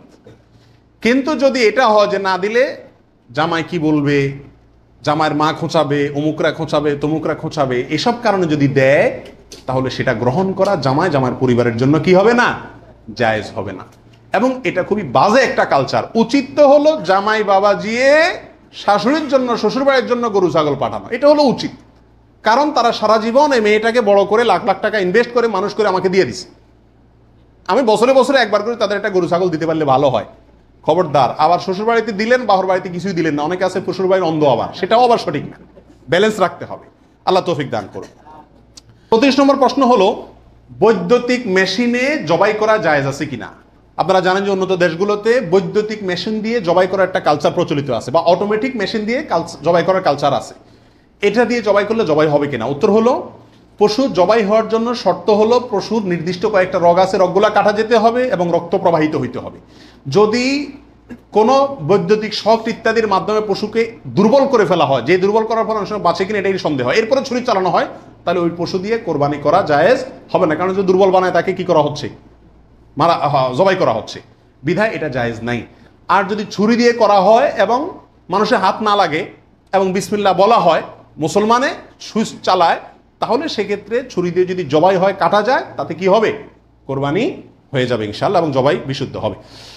35 নম্বর প্রশ্ন হলো, জবাইয়ের সময় বিসমিল্লাহ বলতে যদি কেউ ভুলে যায় তাহলে কি করবে। এর উত্তর হলো, নিজের পশু তো নিজে জবাই করা উত্তম। যারা প্রফেশনাল জবাই করেন মৌলভী সাহেবরা, তারা তো ভুলের কথা না, কারণ তাদের অভ্যাসই আছে। নিজেটা নিজে করতে গেলে ডরে ভয়ে ভুলেও যেতে পারে। যদি কেউ ভুলে যান, ভয়ের কোনো কারণ নাই। মুসলমান যদি ভুলেও যায়, তবুও সেই পশু হালাল হবে, খাওয়া হারাম হবে না। ইচ্ছাকৃত যদি কেউ বিসমিল্লাহ না বলে, সেটা ভিন্ন কথা, সেটা সমস্যা আছে। কিন্তু ভুলে যদি বিসমিল্লাহ না বলে, তাতে পশু হালালই থাকবে, হারাম হবে না ইনশাআল্লাহ। 36 নম্বর প্রশ্ন হলো, কোরবানিকারীকে কি চুল, নখ ইত্যাদি কাটা থেকে বিরত থাকতে হবে। উত্তর হলো হ্যাঁ। নবী রাসূলুল্লাহ সাল্লাল্লাহু আলাইহি ওয়াসাল্লাম বলেছেন, মান আরাদা আন ইউদাহিয়া, যে ব্যক্তি কোরবানি করার ইচ্ছা রাখে, পোষণ করে, ফালা ইয়াখুজ মিন শা'রিহি ওয়া আযফারিহি শাইআ, সেই জন্য তার নখ, চুল ইত্যাদি কোনো কিছুতে হাত না দেয়। কোরবানির ঈদের 10 দিন আগে, চাঁদ যেদিন উঠবে ওই দিন থেকে নিয়ে ঈদের দিন পর্যন্ত এগুলো করা যাবে না। কি করা যাবে না, চুল, নখ ইত্যাদি কাটা যাবে না, কাটবে না কোরবানিকারী ব্যক্তি। কোরবানি দেওয়ার পরে চুল, নখ ইত্যাদি কাটবে, এটা খেয়াল রাখা উচিত। 37 নম্বর প্রশ্ন হলো, কোরবানিকারী ব্যক্তি এই 10 দিন দাড়ি শেভ করতে পারবে কিনা। জটিল একটা প্রশ্ন। কোরবানি করবেন, বাকাওয়াতি করবেন, খুব ভালো কথা, জায়গায় এসে ধরা গেছেন, দাড়ি শেভ করতে পারবেন কিনা। উত্তর হলো না। দাড়ি তো কোরবানি করলেও শেভ করা যাবে না, না করলেও শেভ করা যাবে, এটা তো সর্বাবস্থায় চাঁচা হারাম। সেক্ষেত্রে কোরবানির এই সিজনগুলোতে এসে গুরুত্বটা আরো বাড়ে। একে তো এমনি হারাম, আবার কোরবানি করছেন, সেজন্য নবী সাল্লাল্লাহু আলাইহি ওয়াসাল্লাম বলছেন আপনি যেন না ধরেন, এগুলোতে হাত না দেন। তাহলে কোরবানি করার যদি ইচ্ছা থাকে, আল্লাহকে সন্তুষ্ট করতে আসলেই মনে চান, তাহলে এই 10 দিন দাঁড়িতে কি করতে পারবেন না, শেভ দিতে পারবেন না। খোঁচা খোঁচা দাড়ি নিয়ে কি করতে হবে, মসজিদে যেতে হবে। কোরবানি দেওয়া শেষ, এবার কি করতে পারবেন, দাঁড়ি শেভ করতে পারবেন না, তাও যাবে না। আল্লাহ আমাদের বোঝার তৌফিক দান করুন। 38 নম্বর হলো, কোরবানির গোশত দিয়ে দিনের প্রথম খানা খেতে হয়, এই কথাটা কতটুকু সঠিক। উত্তর হলো পুরাই সঠিক। রাসূল আকরাম সাল্লাল্লাহু আলাইহি সাল্লাম থেকে বর্ণিত হয়েছে যে তিনি ঈদুল আজহাতে, ঈদুল ফিতরের ব্যতিক্রম করতেন। ঈদুল ফিতরে কিছু একটা মিষ্টি খেয়ে, খেজুর টেজুর খেয়ে তারপর ঈদগাহে যেতেন। আর ঈদুল আজহাতে সারাদিন কিছু খেতেন না, কোরবানির পশুর গোশত দিয়ে প্রথম খানা খেতেন দিনের। অতএব আপনি গরু দেন, ছাগল দেন, যেটা দিয়ে কোরবানি করেন, দিনের প্রথম খানা কি দিয়ে হওয়া উত্তম, ওই গোশত দিয়ে হওয়া উচিত। গোশতটা তো আল্লাহকে দিয়ে দিয়েছেন, আল্লাহর নামে জবাই করছেন, আল্লাহ আপনাকে হাদিয়া দিয়েছেন। এই জন্য আল্লাহর হাদিয়ার আগে একটু পেটটা খালি রাখেন, আকর্ষণ করে খান, তাহলে ইনশাআল্লাহ সেটা আপনার জন্য, আপনার আল্লাহর হাদিয়াকে আপনি মূল্যায়ন করলেন, সেটা প্রমাণ হবে। 39 নম্বর প্রশ্ন হলো, পশুর রক্তে নাকি আরোগ্য আছে, কোরবানির পশুর রক্তে, এই কথাটা কতটুকু সঠিক। কোন কোন এলাকাতে আমি নিজের চোখে বহুবার দেখার দুর্ভাগ্য হয়েছি, অনেকে দেখা যায় কোরবানির পশু জবাই করার সময় রক্তগুলা একটা বাড়িতে করে নিয়ে যায় গরম গরম, এরপরে নিয়ে পোলা পানিতে খাওয়ায়। এটা খাওয়াইলে বলে অনেক রোগ বালাই ভালো হয়। বুঝাচ্ছে কথা, এটা সম্পূর্ণ কুসংস্কার। কোরবানির পশুতে কোনো আরোগ্য নাই, এটা ভুল ধারণা, এটা থেকে বেঁচে থাকা উচিত। 40 নম্বর প্রশ্ন হলো, পশুর জান যাওয়ার আগে কি চামড়া ছিলা জায়েজ আছে। উত্তর হলো না, কঠোরভাবে নিষেধ। আমাদের দেশে কসাইরা এবং যারা চামড়া ছিলে নিজেরা অনেক সময় দেখা যায় জান এখনো পুরো বাইর হয় না, রু বাইর হয় না, তার আগেই ওই পায়ের রগ কাটা শুরু করে, চামড়া ছিলা শুরু করে, পুরো নাড়াছাড়া করে। এটা জায়েজ নাই, এটা গুনাহের কাজ। আপনি কোরবানি করছেন ইবাদত, অথচ গুনাহ হচ্ছে সাথে। নবী সাল্লাল্লাহু আলাইহি ওয়াসাল্লাম বলেছেন, ইন্নাল্লাহা কাতাবাল ইহসানা আলা কুল্লি শাই, আল্লাহ সব বিষয়ের প্রতি ইহসান করার নির্দেশ করেছেন। অতএব ফাইদা কাতালতুম ফাআহসিনুল কিতলাতা ওয়া ইযা যাবাহতুম ফাআহসিনুজ যাবিহাতা, তোমরা যখন কোনো পশুকে জবাই করবে তখন এই পশুর প্রতি রহম করিও, ভালো করে ধারটা দিয়ে নিবে, নবী সাল্লাল্লাহু আলাইহি ওয়াসাল্লাম বলছেন, যাতে করে তার রূহ বের হইতে কষ্ট না হয়। সেখানে জীবিত অবস্থায় এখনো মরে নাই, আপনি চামড়া ছিলা শুরু করে দিলেন, এটা খুবই অন্যায় এবং জুলুম। কোনো পশু কষায় যদি করে তাকে থামাই দিবেন যে রূহ যেতে দাও, তারপরে হাত দাও। 41 নম্বর প্রশ্ন হলো কোরবানি আর আকিকা এই দুটো একসাথে দেওয়া যাবে কিনা, এটা কমন প্রশ্ন আমাদের সমাজে। এর উত্তর হলো অনেক উলামায়ে কেরামের মতে দেওয়া যাবে, ফতোয়া শামী ইত্যাদিতে তাই লেখা আছে যে দেওয়া যাবে কোরবানি আর আকিকা একসাথে একই গরুর মধ্যে। আর অনেক উলামায়ে কেরামের মধ্যে দেওয়া যাবে না। দেওয়া যাবে না এর ভিতরে আপনার পাকিস্তানের খুব নামকরা মুফতি ছিলেন মুফতি রশিদ আহমদ রাহিমাহুল্লাহ, আহসানুল ফতোয়ার লেখক। তিনি হানাফি মাযহাবের বড় উলামায়ে কেরামের মধ্যে থেকে তিনি কঠোরভাবে এর বিরুদ্ধে করেছেন এবং বলেছেন কোন অবস্থাতেই কোরবানি আর আকিকা একসাথে মিক্স করা যায় না, উচিত না। কারণ কোরবানি একটা ইবাদত, আকিকা আরেকটি ইবাদত। আর তাছাড়া গরু এক অংশে একাধিক ব্যক্তি দিতে পারবে, এটা কোরবানির ক্ষেত্রে নবী সাল্লাল্লাহু আলাইহি ওয়াসাল্লাম বলছেন, আকিকার ক্ষেত্রে বলেন নাই। সেই জন্য কোরবানি এবং আকিকা পৃথক হওয়া উচিত। একই দিনে হতে পারে, কিন্তু গরুর অংশে কোরবানির না, এই আকিকার কারণ নামের অংশ থাকা উচিত না। এই মতটা বেশি শক্তিশালী এবং বেশি সতর্কতামূলক। 42 নম্বর প্রশ্ন হলো ভিন্ন দেশে কোরবানি করা যাবে কিনা। আপনি এই দেশে আছেন, আপনার কোরবানি দেশে আপনার পক্ষ থেকে হলো, এটা জায়েজ আছে কিনা? উত্তর হলো আছে। এটা কোনো কোনো ক্ষেত্রে উত্তম হয় যদি আপনার উদ্দেশ্য হয় এমন যে ওখানে আরো বেশি অভাবী মানুষ আছে, আমি তাদেরকে গোশত দেব। কিন্তু সবসময় এটা হওয়া উচিত না। প্রবাসীরা যেখানে আছেন সেখানেও কোরবানির কালচার চালু করা উচিত। আমার জানা মতে প্রবাসী যারা আছেন, লক্ষ লক্ষ প্রবাসী, সবাই কোরবানি দেওয়ার সামর্থ্য আছে। এদের 10% লোকও এখানে কোরবানি দেয় না। কারণ কোরবানি দিলে আমার গোশত খাবে কে? দান্দা হলো গোশতের দিকে। এটা সব যদি মনে করে তাহলে তো যেখানে থাকি সেখানেই দেওয়া উচিত। এটা হলো মূল বিধান।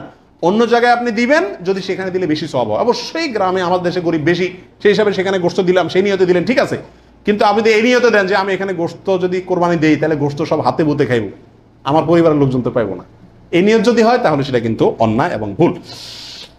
43 নম্বর প্রশ্ন হলো ভিন্ন দেশে কোরবানি করলে কোন সময়ের দিকে খেয়াল করে কোরবানি করবে? কথার কথা, আপনার কোরবানি দেশে হচ্ছে, তো এখানে যদি একদিন আগে পরে চাঁদ দেখা দেখি হয়, টাইম আগে পরে হয়, তাহলে কোন হিসাবে করবে? আপনার সময় না তাদের সময়? আপনার কোরবানি কিন্তু। এর উত্তর হলো যেই দেশে কোরবানি হচ্ছে, পশু যেখানে আছে সেখানকার সময় দেখে কি করতে হবে? কোরবানি করতে হবে। আপনার এখানে ঈদের নামাজ হয়েছে কি হয় না সেটা দেখা দেখির দরকার নাই। 44 নম্বর প্রশ্ন হলো কোনো কারণে কোরবানি করতে না পারলে, পশু কিনছেন কিন্তু কোরবানি করতে পারেন না, করবেন কি? উত্তর হলো যে পরবর্তীতে কি করে দিবেন? আপনি সদকা করে দিবেন। মৃত ব্যক্তির নামে কোরবানির বিধান কি? একটু আগে যেটা বললাম, অর্থাৎ শুধু মৃত ব্যক্তির নামে আলাদা কোরবানি দেওয়া জায়েজ, অনেক উলামায়ে কেরাম বলেন। কিন্তু অনেক উলামায়ে কেরাম বলেন যারা মৃত ব্যক্তির সাথে জীবিত ব্যক্তিকে, জীবিত ব্যক্তির সাথে মৃত ব্যক্তিকে যোগ করে দেওয়া যাবে। আপনি একটা ছাগল দিলেন, বলেন যেটা আল্লাহ আমার এবং আমার মৃত বাবার পক্ষ থেকে, এভাবে করা যাবে। আর নবী আলাইহিস সালাম একটি ছাগল তার পুরো উম্মতের পক্ষ থেকে দিয়েছেন, জীবিত মৃত সবাই মোটামুটি এর ভিতরে শামিল। 45 নম্বর গেল। 46 নম্বর হলো কোরবানির পশুর চামড়ার বিধান কি? উত্তর হলো কোরবানির পশুর চামড়া এটা নিজে ব্যবহার করতে পারলে সেটা করা উচিত। চামড়া প্রসেস করে ব্যবহার করতে পারলে এটা করা উচিত। কোথাও কোথাও মানুষ খায়, যদি খাইতে পারেন চামড়া পরিষ্কার করে সেটাও আপনার জন্য ঠিক আছে। কিন্তু কোরবানির পশুর চামড়া বিক্রি করা হয় আমাদের দেশে বেশিরভাগ ক্ষেত্রে, এই কাজটা অনুত্তম কাজ, অনুচিত কাজ। কেন? কারণ কোরবানির গোশত এটাও বিক্রি করে আপনি টাকাটা দানই করে দিলেন, কিন্তু এটা উচিত না, বিক্রি করবেন না। আপনি হয় সরাসরি গোশত দিবেন, না নিজে খাবেন, দুটার একটা। বিধায় কোরবানির পশুকে আপনার কোনোভাবেই এটার কোনো অংশকে বিক্রি করে তারপর টাকাটা আপনি দানে করে দিলেন, কিন্তু বিক্রি করার দিকে না যাওয়াটাই উচিত। সরাসরি ওই জিনিসটা দান করলে সেটাই বেস্ট। 47 নম্বর প্রশ্ন হলো কোরবানির পশুর কোনো অংশ বিক্রি করা জায়েজ আছে কিনা? চামড়ার ক্ষেত্রে এই কথা চলে আসছে অনেকাংশে, তাও পৃথক করে বলতে হয় যে না, কোরবানির পশুর গোশত, হাড্ডি, বুড়ি কোনো কিছু বিক্রি করা যিনি কোরবানি করছেন তার জন্য জায়েজ নাই, উচিত নাই। তবে যাকে আপনি দান করছেন গরিব মানুষ, সে যদি নিয়ে আবার বিক্রি করে দেয় তার জন্য কি আছে? জায়েজ আছে। কোরবানির পশুর চর্বি অথবা হাড্ডি এগুলো বিক্রি করার একটা প্রথা আছে আমাদের, সেটা করা যাবে না।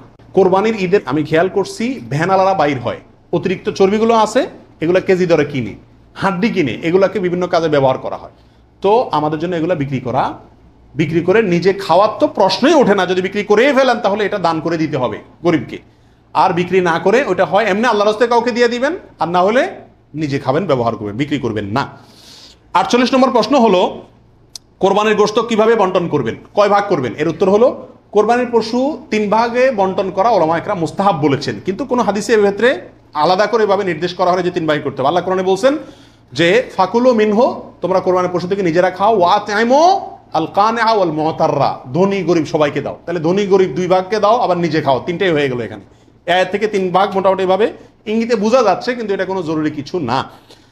আর সহিহ মুসলিম হাদিসে আছে নবী সাল্লাল্লাহু আলাইহি ওয়াসাল্লাম বলেছেন তোমরা নিজেরা খাও, আবার রেখেও দাও, আবার দানও করো, অর্থাৎ 3টা করা যাবে। আবার সহিহ মুসলিমের আরেক বর্ণনায় আসছে তোমরা খাও এবং মানুষকে খাওয়াও। তাহলে বোঝা গেল নিজে খাওয়া, অন্যকে দান করা সবগুলাই উত্তম এই কোরবানির গোশতের ক্ষেত্রে। 49 নম্বর প্রশ্ন হলো সমাজের ভাগ বলে একটা ভাগ প্রচলিত, যেটা জায়েজ আছে কিনা। অনেক এলাকাতে কোরবানি করার পরে সমাজের ভাগ উঠায় নেয় জোর করে, বা বলা ছাড়া, জোর করা লাগে না, এমনি সবাই দেয়। এটা জায়েজ আছে কিনা? উত্তর হলো এটা উচিত না, এটা অন্যায়। কেন? কারণ আমরা 5 জন মিলে একটা গরুতে অংশগ্রহণ করলাম, দিলাম, এখন সমাজে 1 ভাগ নিয়ে তাদের মতো গরিবকেই দিল তারা, কিন্তু আমার হয়তো অন্য গরিব আছে, আত্মীয় স্বজন, আমি তাদেরকে দেবো, কিন্তু তারা তো তাদের মতো দিচ্ছে। এটা উচিত না। আমার গোশতটা আমি কি করবো না করবো সম্পূর্ণ আমাকে স্বাধীনতা দিয়েছে ইসলাম, বিধায় সেখানে এরকম অঘোষিতভাবে চাঁদাবাজি বা হয়তো অনেকে সন্তুষ্ট হয়ে দেয়, কিন্তু কারোর মনে অসন্তুষ্ট থাকতে পারে। যদি থাকে তাহলে এটা জটিলতা দেখা দিবে। এই জন্য কি হবে না, এটা উচিত হবে না, যার যারটা তাকে ভাগ করতে দেওয়া উচিত এবং উত্তম। 50 নম্বর প্রশ্ন হলো কোরবানির পশু অমুসলিমকে দেওয়া যাবে কিনা। উত্তর হলো কোরবানির গোশত অমুসলিমকে খাওয়ানো যাবে, অসুবিধা নেই, শরীয়তে কোথাও নিষেধাজ্ঞা নাই, অমুসলিমকেও খাওয়ানো যাবে। 51 নম্বর প্রশ্ন হলো কোরবানির গোশত 3 দিনে বেশি রাখা জায়েজ আছে কিনা। উত্তর হলো জায়েজ আছে, 3 দিনে বেশি রাখা যাবে না এমন কোনো কথা নাই। 52 নম্বর প্রশ্ন হলো কোরবানির গোশত শুকায় রাখা জায়েজ আছে কিনা। যে এলাকায় ফ্রিজ নাই তারা শুকায় রাখতে পারবে কিনা। অনেকে বলেন আমাদের দেশে যে কোরবানির গোশত কি কারণ যায় না, শুটকি বানানো যায় না, এতে গরুর কষ্ট হয়, পশুর কষ্ট হয় বা গুনাহ হয়। এগুলা মন গড়া কথাবার্তা, এটা সঠিক নয়। বরং যে কোনোভাবে আপনি চাইলে কি করতে পারবেন, গোশত রাখতে পারবেন। আল্লাহ সুবহানাহু ওয়া তাআলা আমাদের সবাইকে বিশুদ্ধ রূপে সঠিকভাবে কোরবানি করার তৌফিক দান করুন। জাযাকুমুল্লাহ ওয়া আখিরু দাওয়ানা আলহামদুলিল্লাহ।